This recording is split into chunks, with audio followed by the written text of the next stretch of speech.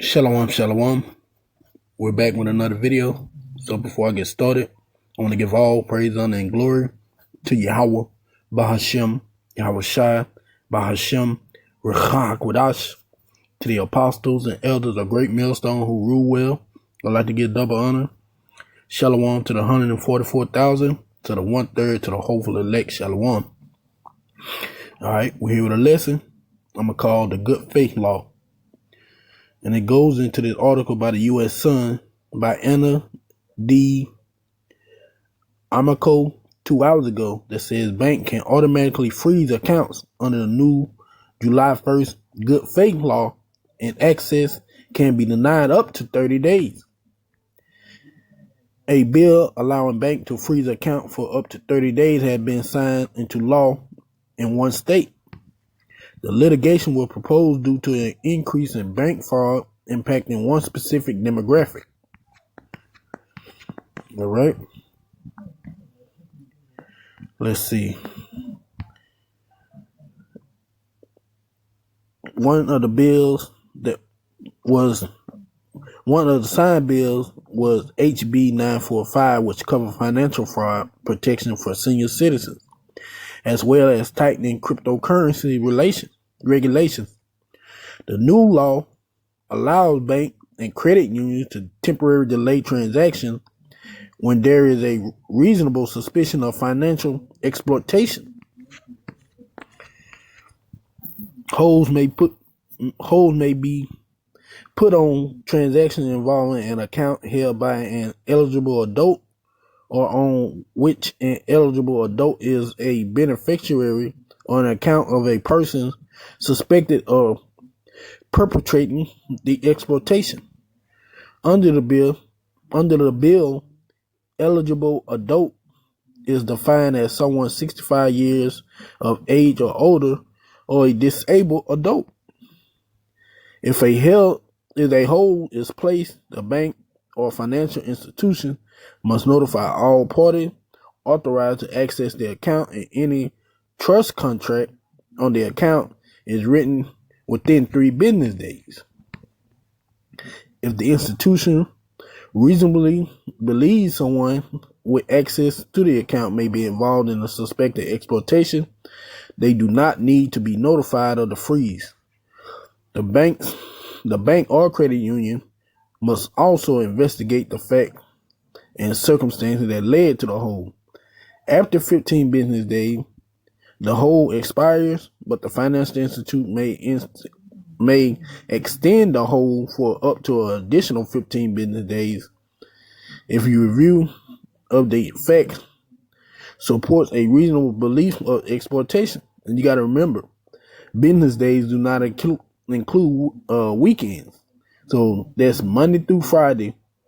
Then you got to start back over again on a Monday.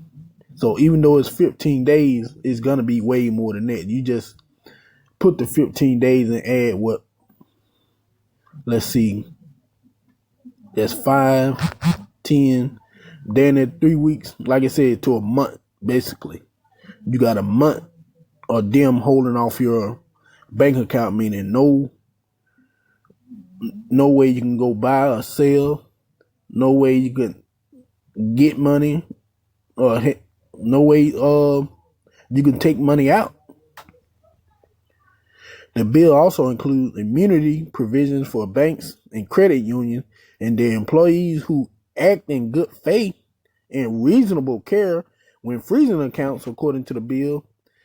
Like all of the bills that received Kemp's signature on Monday, HB 945, now known as the Senior and Vulnerable Adult Financial Protection and Cryptocurrency Kiosk Act, will go into effect on July 1st. Let's go back. The bill also includes immunity provisions for banks and credit unions and their employees. So basically, the banks or credit union or employee that in good faith says, hey, this person account is acting suspicious, let's freeze it, has immunity from any kind of I guess, legal action a person can take against them. And we know what this is leading to, man. Ultimately, this is another bill that's going to help support the MOTB system when it's being pushed. Because now they're giving these banks immunity to be able to put hold on people's account. And it's starting with your average senior citizen. But we know Esau Edom. They're going to take this and they're going to run with it. They're going to start with senior citizen and they're going to study slowly but surely, take that age from 65 on down to where it'll be at 18 or whatever age you got to be to where you can start your own account. See, this is just a bill that will lead into further oppression of the people. And we know Esau Edom is famous for oppressing people through what? Laws, statutes, and other things of that matter, which he has the power to initiate, what the scripture already warned us of that.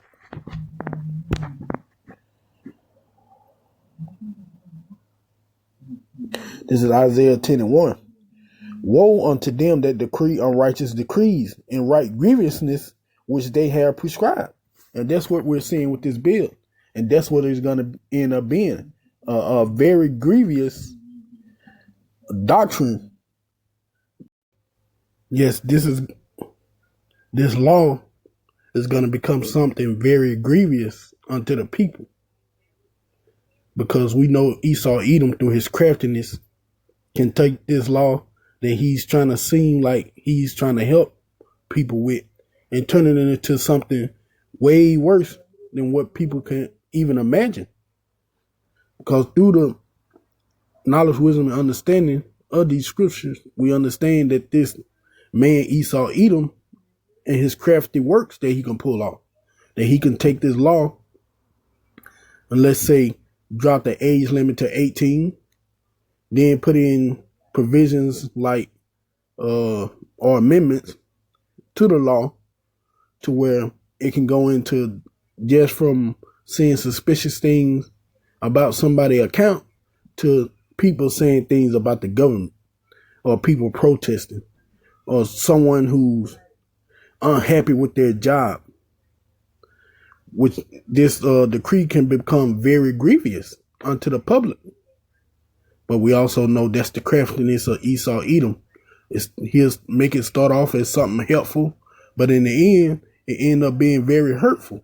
It's the little laws like these that Esau Edom passed that you can see can turn into something very dangerous. And as I said, the banks and credit unions that do this, their employees that freeze someone's account just because it looks suspicious to them, will have immunity, basically no legal action against them would work. Which that in itself is an unrighteous decree, because what if one of those people in there know somebody that goes to the bank and have a problem with them? They can easily say, well, this person's account looks suspicious. And for a month, they can lock you out of your account and keep you from getting money, keep you from buying and selling, which ultimately we know will go into that MOTB system. You got to remember, Esau Edom come in the spirit of the serpent from the garden. And we know what the Lord said about the serpent in the garden. This is Genesis 3 verses 1. Now the serpent, who was more subtle than any beast of the field, which Yahweh power had made, and he said unto the woman, yea, as Yahweh said, ye shall not eat from every tree. And the point in there is the word subtle, which we're going to get, because Esau Edom comes in this very spirit of subtlety. This word always hangs me up. Subtlety. Just forget it, man. You know what I mean, man. He comes in that spirit of subtleness, which he's going to use through these unrighteous decrees to bring hell upon the people. Let's see. Go down to the word subtile. I must have passed it up. Salakia. Subtitle Strong H 6175. Aram. Subtile, shrewd, crafty, sly, sensible, crafty, shrewd, sensible, prudent. Aram, a past participle of Strong H 6191. Cunning, usually in a bad sense. Yeah, crafty, prudent. This man is very cunning in his laws. Like I said, he can take that law from any bank or federal credit union or employee that thinks that someone's account is being toyed with, to him can just add on to the law and making it to where if someone says something about the government or someone protesting or someone doing something against this social credit system that they are ready to set up, they're going to be able to freeze your bank account. This is the craftiness of Esau Edom. He makes some of the things he makes the things he do sound good in the beginning, but all it is setting up for more oppression. And us being wise to this man understand that this is exactly what it could lead to. Well, exactly what it's going to lead to. Oppression of the people. And as the scriptures say, oppression maketh the wise man mad. We're angry because we see the moves that Esau Edom are making, but we also know we're not going to let it get to us because these things has to happen. Via the will of Yahweh Ba'ashem Yahushua, that Esau Edom has to put hell upon the people, to where the people start rebelling, where we're going to see the civil wars and